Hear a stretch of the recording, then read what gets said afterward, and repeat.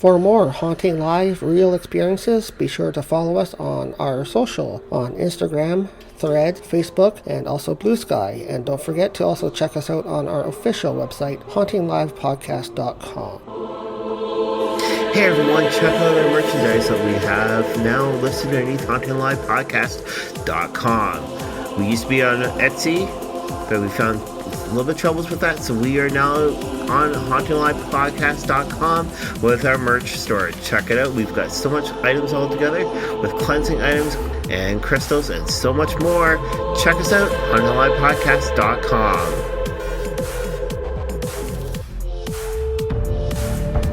Hey everyone, it's Brother Chris here from Divine Oracle Podcast. Join me Mondays as I do readings and I post them right here in Podbean. It's easy, it's enlightening, and it's your weekly readings. So join me, will you? The Rock Spa. Wonderful location to check out. Check out their website at therockspa.com. Shipping worldwide. So why not check out the Rock Spa at therockspa.com. Follow us here at Haunting Live. Our new show, we just started doing new shows in November, and we are honored to have a brand new co-host on our shows now. Yolanta Meri is our co-host, and she does a lot of work for us on the side and introduces people to the show and discusses different topics on the show. So we're really happy to have her here this season. So go check out our brand new episodes that will host the Haunting Live podcast. Sasquatch, Bigfoot, the hairy one, no matter what you call him, his image brings about an air of mystery. If you're a fan of the paranormal, you've come to the right place. My name is Yolanta Meri, and I'm here with Trevor Bishop on the Haunting Live podcast. Now, Haunting Live viewers, you guys are in for a treat. Today we have W.T. Watson, author of many books, but today we're going to be talking about Forest Poltergeist, Class B Encounters in the Paranormal, with W.T. Watson. Hello, welcome. Good day. How is everybody? Doing great. Thank you so much for joining us here on Haunting Live, and thanks for the introduction, Yolanta. And we do have a guest here today on Haunting Live talking about a new book recently out. Tell us a little bit about what got you into writing books, first of all, a little bit of the back history of how you got into becoming an author. So, I have been one of those people who's been a weirdo since I was a kid. I guess that probably the roots of my interest in Forteana in general, just all of the weird things, came about from two things when I was a kid. My father actually had a UFO encounter back in the 1950s, and his story was one of the things that got me interested in all of the strangeness. And about the same time, somebody gifted me with a comic book. It was a Ripley's Believe It or Not Ghost Stories thing, and I just ate that up. Became interested in ghosts and the paranormal, and eventually branched out into Sasquatch and lake monsters and all kinds of other things. I didn't, and I've always been interested in these topics, but I didn't really start writing until I was in my 50s. I actually wrote a novel first, based in some of this paranormal stuff, and my publisher was looking to move over to more of the paranormal Fortean type of content.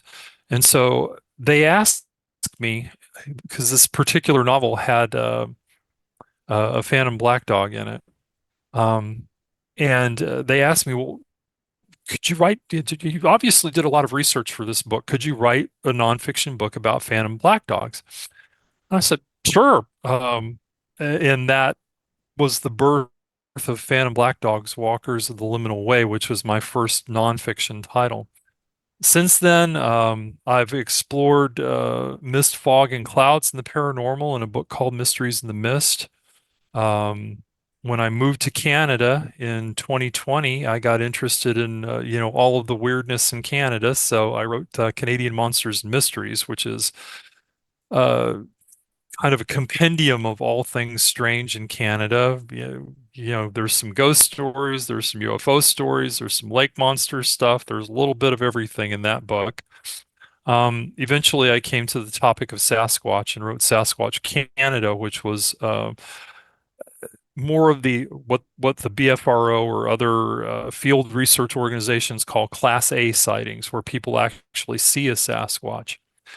But I became fascinated by this concept of the Class B encounter. So BFRO basically says that a Class B encounter is an encounter in the wilderness uh, with something that people think is a Sasquatch, but there's no actual visual sighting. And there are a number of things that kind of delineate that, and we can talk about that when we get into the context of the book. But those encounters with something strange in the woods were the genesis for this particular book. It's really, so I grew up in Canada. Like you, I'm a huge fan of all things paranormal, and since childhood, I've eaten it all up. For me, I think it's really interesting that we do have the Class A and the Class B Mhm. encounters. And I know in your book, you do go through the Class B and you really investigate it. And instead of just saying that it's one thing or another, you really seem to come up with this idea of open your mind, expand the ideas, and could it be something else? And Right. I know when I talk to people about potential hauntings, the first thing I like to say to them is debunk, debunk, debunk. What else could it be? Let's open it up to some exploration. And that's really what your book does. It doesn't just talk about Bigfoot, Sasquatch, it brings up a whole bunch of other possibilities. Can you tell us a little bit about more what these Class B possibilities could be? Sure. You know, one of the things that occurred to me, and as I was investigating Sasquatch for the first book, is there were an awful lot of sightings out there where, it was if you substituted bear or elk or wolf or something in for Sasquatch, you could be talking about the same thing. They were very, I don't want to call them mundane because obviously seeing an 8 foot tall hairy primate in the woods is not a mundane occurrence, but they were very much like any other sighting of a wild animal. I started to get interested in the more high strangeness or paranormal aspects of the Sasquatch phenomena in the chapter called Strange Things, where of Sasquatch Canada, where we had sightings of these creatures with self-illuminating eyes, where we had sightings of these creatures where they disappeared in front of the witness, where we had incidents where people had what seemed to be mind-to-mind contact with these creatures. So that kind of whetted my appetite for, okay, there's something more going on here. I'd read some other books, Timothy Renner and Joshua Cutchin's Where the Footprints End. You know, if you want to know anything strange about Sasquatch, those guys are the thing to do. That and Stan Gordon's books on his case files from Pennsylvania. You get all kinds of weirdness associated with Sasquatch. Um, Coupled with that, on another podcast, I had been talking with the host both during the podcast and beforehand, and he made the comment to me that if we took all these Class B things where people are having stones thrown at them, they're hearing strange vocalizations, they're having wood knocks, and all of these kinds of things that are going on in the woods that people associate with Sasquatch, said if you took all those things and you put them in a house, you'd have a poltergeist case. And I was like, okay. And he actually had started calling it the wilderness poltergeist. Um, I said, that's a fantastic idea. Are you going to write a book about this? And he's like, I don't have time to write a book. I have a podcast to run. I said, would you mind if I wrote a book about it? And he was perfectly okay with that. And in fact, I've interviewed with him about the book extensively, and we probably did 5 hours worth of podcasts on that one book. But so I started thinking about this idea of a poltergeist in the woods, and I knew next to nothing about poltergeist when I started doing the research for this.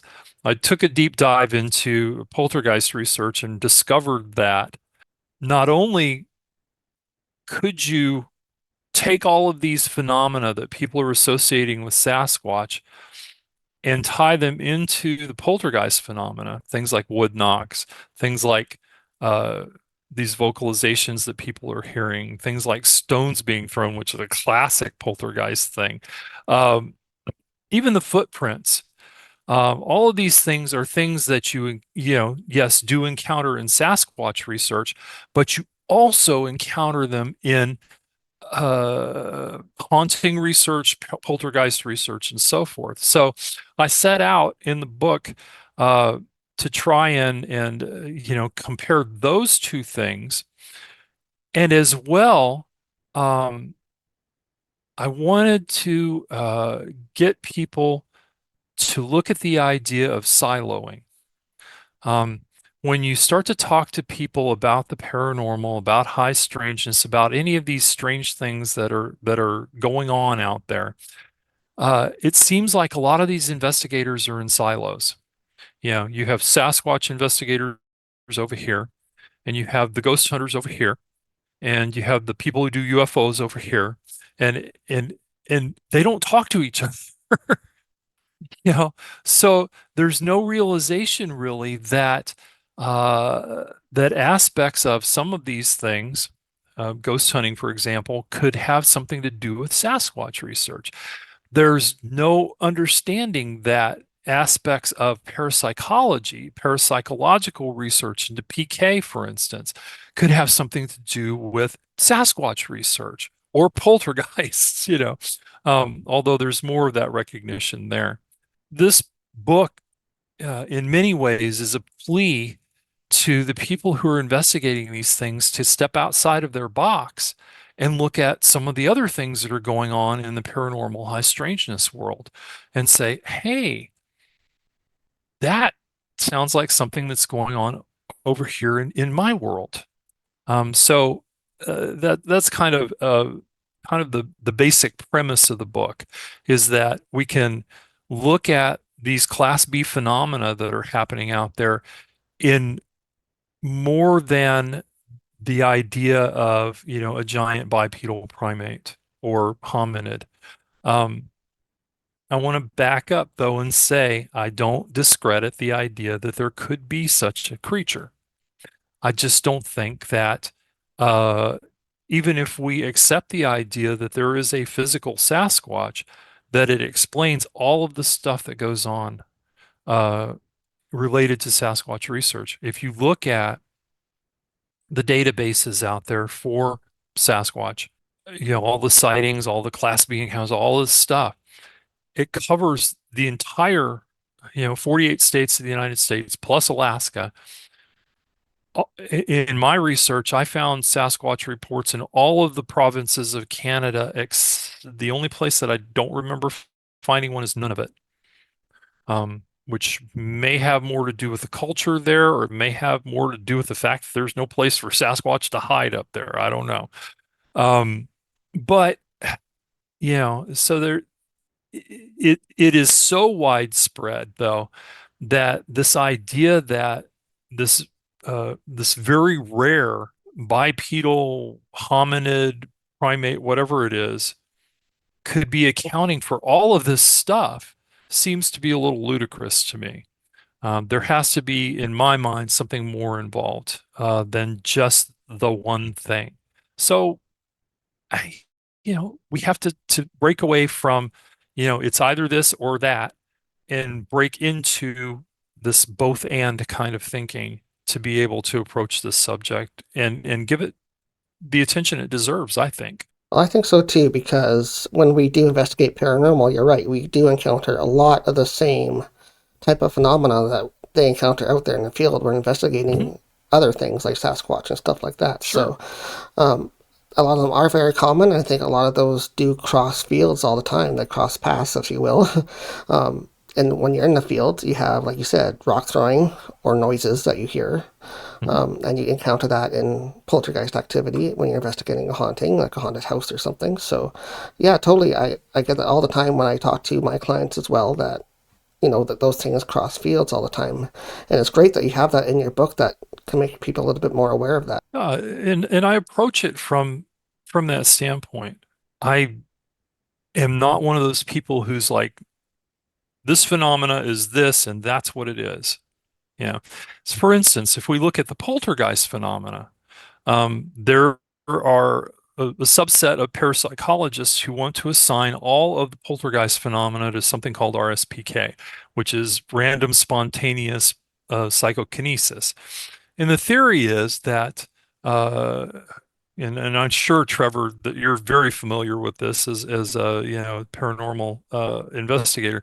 The theory is basically that there is a focus to a poltergeist case, um, maybe repressing emotions. There may be abuse background, something that is causing this person to boil internally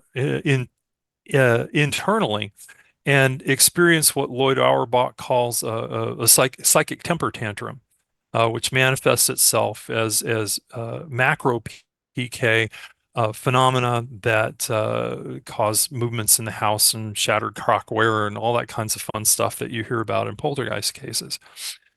While I accept that that could be a possibility, um, I think that particularly when you look at some of the really well-developed poltergeist cases, you have to step past that and say to yourself, okay, well, I think that maybe, and this is just my theory, this is my conjecture, I think that maybe what's happening is that that random PK may be beginning of the phenomena, but then it attracts other things.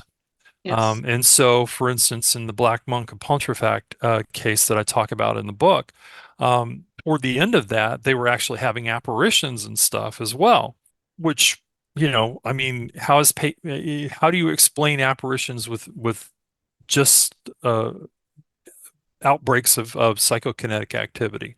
Um, I think you'd have to get a whole lot deeper into uh, the abilities of the human mind before you could start to explain that stuff. So, I think we just, again, the book is kind of a plea to people to just open your minds and look at some of the other stuff. And it's not just, debunk, debunk, debunk. Although, yeah, I mean, a lot of this stuff I mean, not a lot of this stuff, but some of this stuff, some of these Class B encounters that people are reporting could just be somebody walking through the bushes. I mean, it could be pranks, and that kind of thing. But a lot of those experiences too are so weird that you can't just put it down to pranks. You have to go on to other things, and that's what this book is about. What was the most surprising thing that you learned or came across when you were doing your research for this book? I think that, as I said, I've been interested in high strangeness of all sorts since I was young, but I don't think that I had really grokked the the depth of psychical research until I started doing research for this book. Um, I mean, I got into things like G&M Terrell's Apparitions, which is this monstrous book that's several hundred pages of witness reports and in his conjectures about apparitions, how they're formed, talking about crisis apparitions and death apparitions and all these other things, right? I mean, there's just this mass of evidence, of testimony that I was vaguely aware of, but really got into here. I mean, when you start to look at like Colin Wilson's book on poltergeists, uh, when you look at Guy Lyon Playfair's book on the Enfield poltergeist, this house is haunted. Um, when you start to look at the the psychical researchers who've done poltergeist cases and other haunting cases that were relevant to this, I mean, I could, this book could have probably been several volumes. Um, However, when I write, I try to distill things down into, a volume that people can pick up and consume in a day or two, and start to get some idea of what's going on in this field, and then look at the bibliography and look at things, that they might want to follow up on and look at. I cite all of the BFRO cases that I talk about in the book, and all of these different researchers that I had to do, so that people can do their own research if they want. That's kind of what I set out to do. But the thing that really surprised me was just how much depth there is to psychical research, and how far back it goes, because a lot of that stuff originated in the spiritualist movement, and then comes forward to the present day. And there's tons of it, just tons and tons. And, people talk about in the Sasquatch world, talk about, well, there's all of these witnesses and all of these people have seen this thing, and there must be something to it. It's like you can say the same thing for, ghosts, apparitions, poltergeists, and all these other things, because all of these people have seen these things, they've had experiences of these things, and they've come forward with their testimony. And just as I will refuse to discount the witness testimony from Sasquatch, you have to also be unwilling to discount the witness testimony from all of these other paranormal aspects, and look at them and see where they cross correlate. So, that probably was the biggest thing for me. It was like you could read for 100 years and not cover half that stuff. So for yourself, then, have you been out investigating or researching Sasquatch? Have you had any encounters yourself that you can talk about? I have not had a direct encounter with Sasquatch, um, which is kind of disappointing. Yeah, I mean, I'm wondering if you can't conjure the darn thing. Um, that's an experiment for another day.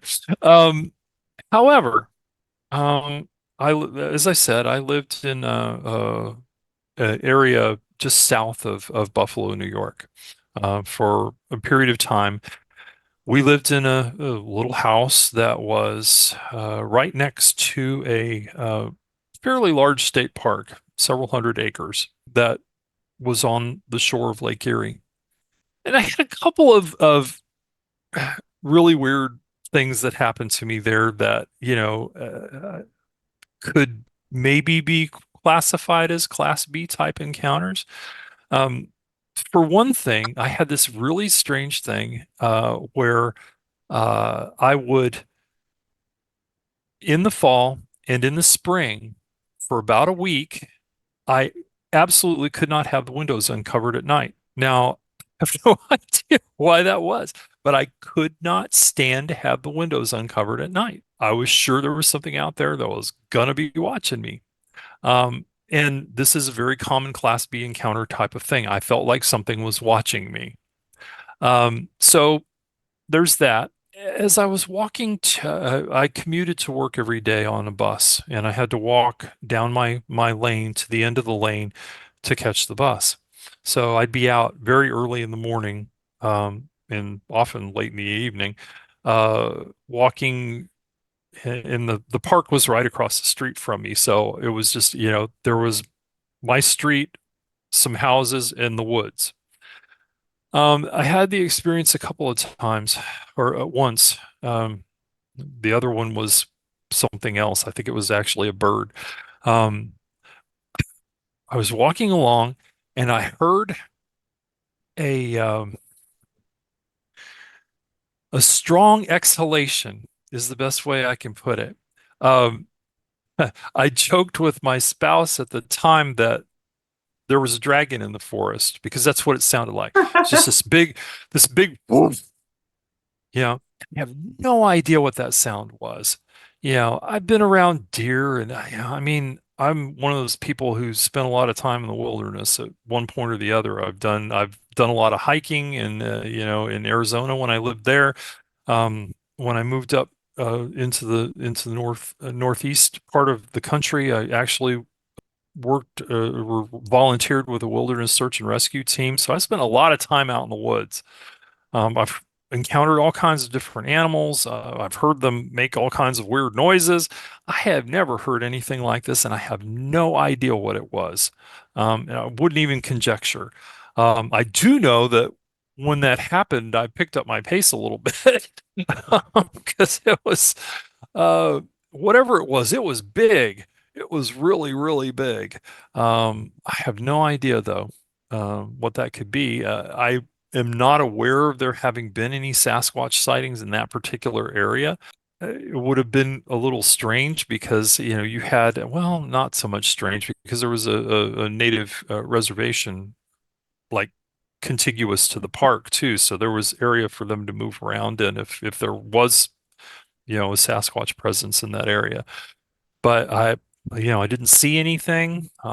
Didn't hear any rustling in the bushes. Nobody threw rocks at me or anything. So, but those are probably my two strange encounters in that particular area. Since I've been up here, I've been hanging out with the spirits of the creek, I guess. But there's no Sasquatch type phenomena in the area. Not heard of any reports in our area either about any There sightings or are anything reports in our area. happening in the region here. Have you had Oh any yeah, reports of yeah. local? I found a really fun, not so much in Kitchener, but in St. Catharines. Found a really fun sighting report for that's in Sasquatch, Canada, where these two truckers were driving down the QEW and saw a Sasquatch down in one of those creeks or whatever that runs underneath the highway. They looked down into the little valley there, depression, gully, ravine, whatever you would call it. And lo and behold, there was this critter walking around. St. Catharines is a town of 100,000 people. It's like, what the hell was a Sasquatch doing over there? But they do occasionally pop up. These sightings do occasionally pop up in urban areas. Well, that's one And question I always had. Is like I always yeah, wondered. They always spot them in like the spots you would think you would see them, but why don't you ever see them in a more populated area yeah, if they are spiritual, if they are manifested? Like why there don't they is. just come up when where they want to? Yeah, I mean, I found that one in St. Catharines area, and I know that Ken Gerhart, I think it's Ken Gerhart, yeah, Ken Gerhart, lives in San Antonio, in San Antonio, Texas, which is a large metropolitan area. It's one of the largest cities in the United States. But Bexar County, where San Antonio is located, has Sasquatch sightings. Now, I don't know where I'm from San Antonio. I have no idea where you would hide a Sasquatch in that area. Because it's my dad used to say it's just mesquite brush and jackrabbits. Um, but they get reports there. Um, and no idea where you would hide one of those critters. But yeah, I mean, the Sasquatch phenomena does tend to be mostly centered in wilderness areas, and this gives people, that idea that, oh, it must be a relic hominid or whatever, but you do occasionally get these one-off things where, you find Sasquatches and, rummaging through dumpsters in restaurants and some of these suburban areas or um, the one that always killed me that's a high strangeness one is the lady's sitting in her living room in Pennsylvania, and she hears something out on the porch, and they've had a problem with feral dogs, so she picks up her shotgun and she goes out on the porch and confronts a 7-foot Sasquatch. The thing throws its hands up like it's surprised. She thinks it's attacking her, and she shoots it with the shotgun, and it disappears in a flash of light. Oh my gosh. So this is in one of Stan Gordon's books. It's one of my favorite stories because it she saw this thing. It was physical enough to her that she opened fire on it, and her son, who lived, on the next property, heard the gunshot and came running. Um, but this thing just disappeared. This is one of those things that persuades me that even if they do haul a body in someday, and I don't discount that possibility. We lost the wood bison in Canada for like 40 years. Thought it was extinct, and then they found them running around in I think it was Alberta or Manitoba, one of those provinces, in a park. Um, if we can, hide something that big, this is the largest land animal in North America by weight. If we can hide something that big, we can probably hide Sasquatch up here too. But you get these stories from people that have these high strangeness elements to them, and so you have to believe that even if they haul a body in, there's still those stories that need to be accounted for, and explanations that need to be given for that stuff. It's not just a physical creature. Could be a physical creature, but it's not just a physical creature. So, do you believe that there might be two different species or something? The physical one, where they do encounter a physical creature, they see it, it's physically there. You said like they try to shoot it and stuff, and it's there. But then there's this other side that there could be a different type of entity out there. Well, that's part of what I go to in the last part of the book. When you start to talk about the other things that could be happening out there, that could be manifesting as kind of poltergeisty like activity, like in the Class B sightings, or could even be manifesting as a physical creature. You have to look at, I think, the way indigenous people look at Sasquatch. And there is a spectrum of belief in the indigenous peoples about this creature. Some of them view it as just another animal in the forest. So they've obviously had contact with the physical being, if such a thing still exists, if it hasn't gone extinct or whatever. But others uh, see it as a creature that exists in the other world, however you want to put that, the other side, the spiritual world, whatever, that has the capability to walk into our world and assume a physical form. And that physical form leaves tracks and leaves hair and does all these fun things that the Sasquatch researchers get so excited about. But then it can walk back into the other world, which is how they account for the idea that you can't find this thing, you can't track this thing down because it doesn't live here full time. And there are a number of different categories of entities that it could fall into. I talk about the Fae in Forest Poltergeist and how they're great candidates for, particularly the Class B sightings, because they're known to, in the folklore, they are known to, frequent wilderness areas. They tend to be very territorial. So, either they wouldn't tolerate human presence in their territory, or they would expect you to abide by their rules.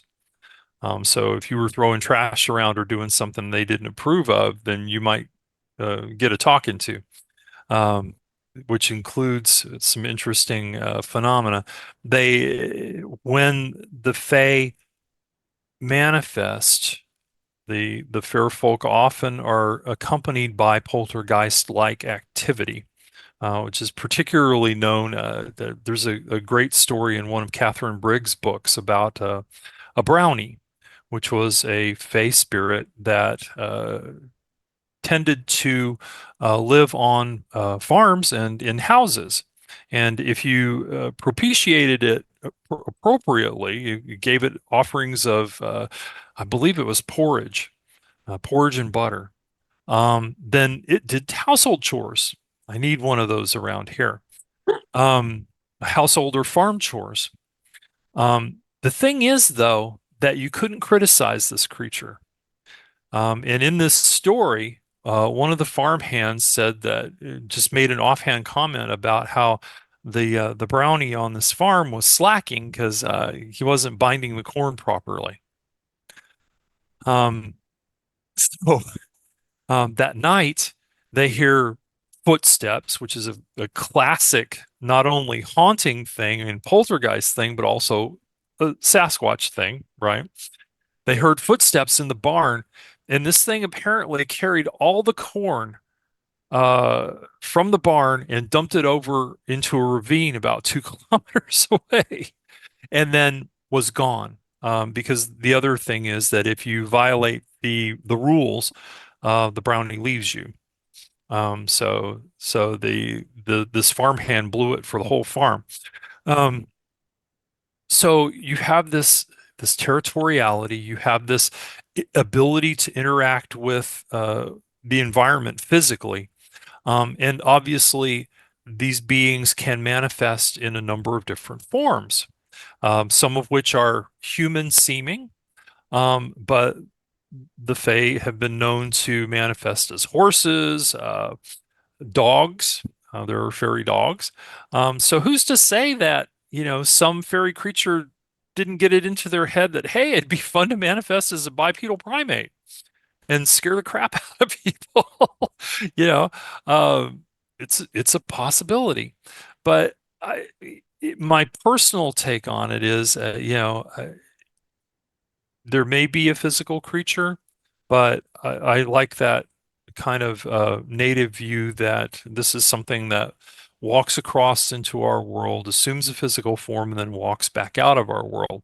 This would account for things like uh, track trails that walk out into the middle of a cornfield and then just disappear. Yeah. I mean, the physical flesh and blood Sasquatch researchers have fits about things like that because they can't explain that. It's like Sasquatch fly.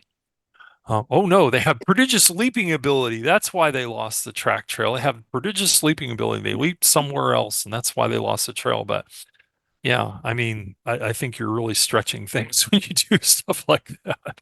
Well, it would be And it, nice if they brought more of those areas of focus together and started, like you put in your book there, and start talking about those more in depth and bridging Yeah. those two things together, like the real aspect of the physical creature. Yeah, there's a possibility that there is a real creature, but there's also a lot of unexplained things that happen too. So you got to look at both of those. One of the other fun things to look at, especially when we're talking about Class B encounters where the creature's not seen, but all of these weird things are happening in the woods, and we're not just talking about wood knocks and stone throwing, but you get the footprints, you get the vocalizations, you get these weird structures in the forest and all that kind of stuff. One of the other interesting things to look at, in addition to the idea of psychokinesis, in the poltergeist phenomena, and then maybe out in the woods, because it's entirely possible that you get some frustrated people out in the woods that create their own disturbance, right?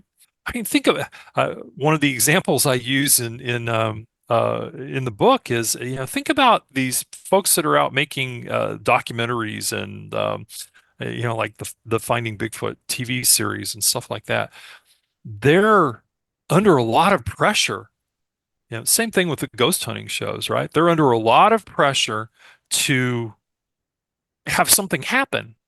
So who's to say that that pressure isn't being internalized and manifesting as this RSPK phenomena and creating some of these wood knocks and stone throwing events and things being shifted around and offerings disappearing and all of that kind of stuff. Because we've had instances of poltergeist taking bites out of things. So why not have a situation where the things just disappear. It's one of the things that happens a lot in poltergeist phenomena is you get apports and disapports, things disappearing and then reappearing, and stones falling through the ceiling and weird stuff like that happening. In addition to that, that whole PK kind of idea, there's the idea of thought forms.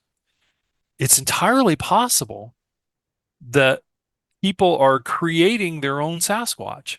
There's in magical thinking, the idea is that you can create a spiritual entity from desire and visualization and imagination, that it creates a specific purpose. But there's also instances of people like, oh gosh, I can't remember his name now. The guy who created John Constantine, the comic book character. And his name slips my mind completely, and your viewers will all be like, your listeners will all be like, oh, that guy, that guy. Um, he claims, and there's no reason to doubt his testimony, that he actually ran into his character in a coffee shop in London. That he actually saw this guy that looked exactly like his character from the comic books.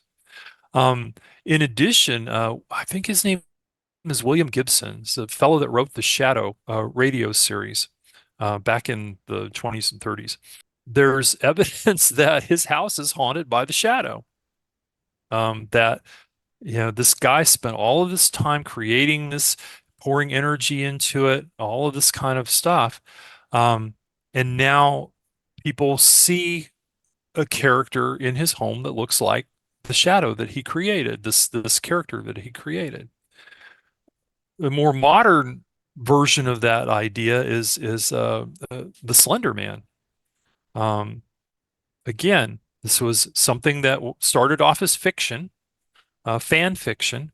People decided that they were going to write this scary story together. They came up with this being. They gave it a particular form, in their imaginations, and then they poured energy into this thing, and now people are actually starting to see it. And actually, there was a case, and I think it was Arkansas, where some kids actually went farther than that, and were trying to sacrifice one of their friends to it. So Remember that. now you transfer this to the world of Sasquatch. You have desire. You have all of these people who are looking for this creature. You have visualization. They have a very, very clear idea of what this creature is supposed to look like. You have imagination. They have developed a whole, all you have to do is watch Finding Bigfoot. They have a whole case file full of stuff. This is how Bigfoot behaves. So you have all of the elements for creating a thought form. They may be creating their own critter. Now, I'm not saying that that's true in all of the circumstances where people see Sasquatch, but it could be another one of those things that's contributing to this phenomena. And that's why I think we have to look at all of this stuff. It's not just this, it's not just that. It could be a whole bunch of things that are manifesting as this phenomena that we call Sasquatch. And that's just honestly, I wish more people had that viewpoint where it could be a little bit of everything. It's just an open-mindedness. Mm-hmm. And you're right, people just get far too siloed or far too narrow-minded when it comes to different phenomena. One theory that I heard a psychic medium talk about before was sometimes we might not see something until we become aware of it. Mm-hmm. And she was talking about it in terms of jinn. She wasn't able to see the jinn, although the people around her were seeing it. She became familiar with jinn, and now she was seeing this jinn in the forest. Mm-hmm. Do you think that might also be one of the reasons people all of a sudden see Sasquatch is because they've now become aware of it? Let's kind of turn that on its head a little bit. I think that human perception is a really interesting concept. I can look at a certain color and say it's green. My spouse can look at the same color and say it's blue. So our perceptions, we think of our perceptions as being reality. That those things that we can touch and taste and feel and smell and all those things, all of those things, we think of them as reality, but they're not really. There are perceptions. There are perceptions of reality. Now, there are some things that we seem to have agreed on as far as our perceptions go. I can wrap my uh, I can wrap my desk and I can hear a noise and I can, this is the way things are. And somebody else that came into the room could wrap this desk and hear this noise and they would agree with my perception of that. However, one of the things that I pointed out in Phantom Black Dog's book is a lot of the sightings of Phantom Black Dogs, I'm just going to digress for a second here, happened when people were walking or driving a car. Now, if you think about these two activities, what do they have in common? They create a trance state, or they can create a trance state, which opens us to new perceptual realms. So it's entirely possible. What do you see when you have people seeing Sasquatch or having these encounters? We have people that oftentimes are in the wilderness. Maybe they're out hiking, or they're doing some other high concentration activity, like they're photographing wildlife or they're hunting. All of these things can cause changes in our perception. I did, when I was doing SAR, search and rescue stuff, I did a man tracking course because part of my thing was my spouse handled the dog, and I handled orienteering and all of the kind of uh, supplemental stuff. And one of the skills that I tried to acquire was man tracking. I'll tell you that one of the most Zen activities you can engage in, where you really kind of click out of thinking and get into being present to things, is trying to track somebody, because you have to have super focus. So your hunters are doing the same thing, right? They're out tracking deer and doing these kinds of, or they're sitting in blinds for long periods of time. They're sensory deprivation kind of thing. All of these things can induce uh, different forms of perception, trance states, if you want to call them that, or just altered forms of perception. And who's to say that the person who's, just sits down and looks at a piece of forest sees nothing, but somebody who's been sitting there for 2 hours and is kind of zoned out might actually have the perception of seeing a creature that, was an otherworldly kind of creature, something like a Sasquatch or a dog man or, any of the other weird things people are seeing out in the woods, right? So yeah, I totally accept the idea that a lot of these witnesses may be having altered perceptions of reality and so maybe seeing things that others of us might not see. And B, I mean, let's face it, Sasquatch is everywhere. I mean, Sasquatch is even in freaking what do you call it? Jerky commercials and stuff now. People know what a Sasquatch is, and they think they know anyway, where Sasquatch lives, right? Sasquatch lives out in the woods. So, they may be more like this medium and the jinn, they may just be more open to seeing this manifestation of the other world out in the woods. You know, again, I'm not discounting the idea that there may be a physical creature out there, but I think that there's a whole lot more going on out there. And I know I keep repeating that, but I want people to understand that I'm not poo-pooing the flesh and blood researchers. I just want to add to their bag of tricks. And again, when you're talking about people that are witnessing, or some of the people that are witnessing, these are people that are out in the woods often, have a lot of experience with different animals, have a lot of experience with natural phenomena. They are not the ones where maybe it's like their second camping trip out and they hear a little chirping and they're not sure what it is. These are people that are very familiar with nature, with natural cycles, with different noises and calls from a variety of animals, birds, creaking of trees, what is normal and what isn't. This isn't, me in Yeah. the forest. Well, so one of my favorite stories from Sasquatch Canada, which was the book before this one, the guy was actually a special operator in the Canadian Forces. I mean, he spent a lot of time out, and he was a bow hunter. So Okay. this is a guy who's trained to observe things, and he's been out in the woods since he was a kid. Had an experience of actually seeing a Sasquatch take a deer um, while he was out with his unit. He was out with a partner, and his other thing that he did was repairing electrical equipment. And they were looking for some monitor or sensor or something that they were supposed to repair, and he saw this thing, run into a clearing, grab a deer, and run out of the clearing so fast that he likened it to watching a cheetah hunt. He'd been in Africa.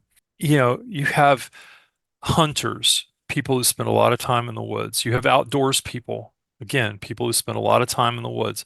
You have police officers, who are hunters, who spend a lot of time in the woods. I mean, you have all kinds of very credible people having this experience of seeing Sasquatch or having these Class B encounters, right? And not knowing what the heck's going on. So I think we have to give these witnesses some credit, because there's just too many people who, you know, are very aware of the nature, the natural cycles, the sounds, the calls of animals, the calls of birds, and so forth. I mean, it's very easy if you're not experienced in the wilderness to get freaked out. When I lived in Angola, the little town south of Buffalo, we were out on our back patio one night, and we heard a sound. And the closest I can come to it is the sound that the raptors make in the Jurassic Park series. Okay. And it was moving down the street toward us. My son got so freaked out, he went back in the house. I hung out trying to figure out what the heck this was. And I ended up having to go on to the Cornell ornithology site and listen to some owl calls. And I'm pretty sure what we were hearing was something called a northern hawk owl. But at the time, I was like, what the heck is that? You know, I've heard some really strange things out in the woods, and I get it. If you're not experienced out there and you haven't spent some time out there, it can freak you out. But a lot of the people that we're talking about are very experienced hikers, campers, hunters, and people who come from jobs that, where they have to be observant. So, I get so irritated with skeptics who are like, oh, well, all of this stuff is just people's imagination, and they're delusional, or they had too many beers or whatever. That materialist paradigm kicking up and saying we can't believe this stuff because it can't exist because we can't explain it. And anybody who's had anything to do with the paranormal, that's like, I mean, but what about all these witnesses? I mean, you cannot possibly look at the massive evidence out there and just claim it's all fraud and delusion. That in itself, to me, is delusional. I agree. I genuinely think that some of the hardcore skeptics, you could have a Sasquatch walk Oh, right up to them, shake their hand, and they would rationalize it in some other way. yeah, it was some kind of a neurotoxin in the air that made them hallucinate. Yeah. Or Exactly. or ergot poisoning or something. Yeah. It's like that piece of bread I ate 2 days ago must have been bad. I get so irritated with some of these people that, I mean, you see a lot of it in the UFO world, or UAP world, whatever they want to call them nowadays. I grew up, they were UFOs. They're still UFOs to me. Yes. And and on the flip side, of course, in the paranormal world, everybody is like they're walking along. Oh, my EMF reader is spiking, and they're standing next to an electrical switch box. So you have to take some things with a grain of salt. You have to look at your witness. You have to kind of get an idea of who this person is. and how badly they want to see a Sasquatch or whatever it is. But I mean, there's so much evidence.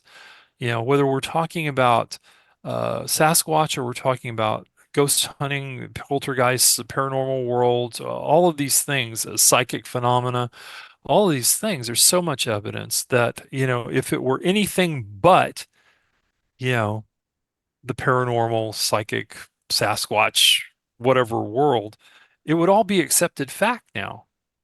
Yes. I mean, if you could get an unbiased jury, and you took all of this evidence before them, I mean, it would be enough to win a court case for sure. Now, do you think our North American Sasquatch is related to Yeti? I suspect yes. I mean, if you look at it from the flesh and blood aspect, one of the primary candidates for the Sasquatch or Yeti is Gigantopithecus blacki, which was a large, we think, bipedal ape that existed in kind of the Chinese area. So, and the theory is that they migrated across the Bering Strait when it was still landlocked, and then of course they could have migrated down into the mountains, the Himalayas, and so forth, and up into the Caucasus in Russia and so forth, and become the Almaste. Again, I don't entirely discount this because, one of the things that you see is, your Canadian Sasquatches tend to be these massive apes that are, like 8 or 10 feet tall and bipedal and so forth. But when people report seeing a similar creature in Florida, there seems to be a warm weather adaptation because they're smaller and a little lighter than they're still pretty nasty, but they call them skunk apes. There's seems to be a smaller, lighter, more warm weather adaptation of the Sasquatch, Bigfoot, whatever you want to call them. Well, you get that with bald eagles too. Yeah, The Canadian bald eagles are much larger than the ones that you yeah, would find yeah, in yeah. Florida. I mean, you got all kinds of megafauna up here in Canada that that you're not going to find in the southern United States, for instance. So again, I don't discount that there could be some kind of physical entity responsible for some of this stuff, whether we're talking Sasquatch, or the Class B encounters, where nothing is actually seen. But yeah, I've forgotten what the question was. Sorry, I got off on. I've enjoyed your tangent. It was great. I digress. What was the question? If you thought that North American Sasquatch was Oh, it related to was Yeti. related to Yeti. Yes. I do suspect that whether we're talking about a physical creature or we're talking about something otherworldly, they probably are related in some way, shape, or form. Just because, again, what are we talking about when we're talking about the Yeti, the abominable snowman? What's the big thing that everybody thinks of? Big tracks, right? And it's a bipedal creature, and it's tall, and all this other stuff. Same thing with the Almaste in Russia, in the Russian kind of area, and you know so I do suspect that they are related in some way, shape, or form.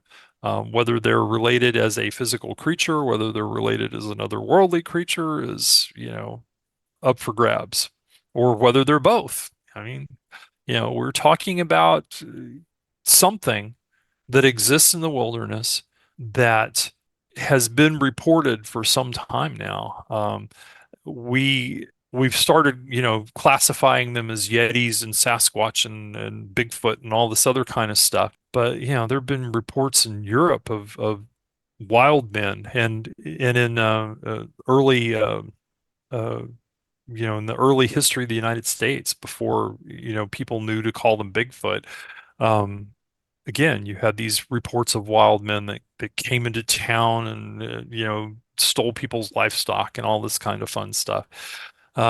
So I think that there is some kind of either a critter or another worldly critter or both that are pretty much Yeah, I mean, they even have reports of these kinds of things in Australia, with the Yowie. So it's just, it seems like they must be related in some way, shape, or form. Yes. Well, thank you so much. Do you have anything else you'd like to add, Travis, about your book, where they can find it or how Yeah, they can get it from you? the book is called The Forest Poltergeist, Class B Encounters in the Paranormal. I think that's I think that's the subtitle. It's been a while. Um, it is available, through Amazon, through my publisher, Beyond the Fray Publishing.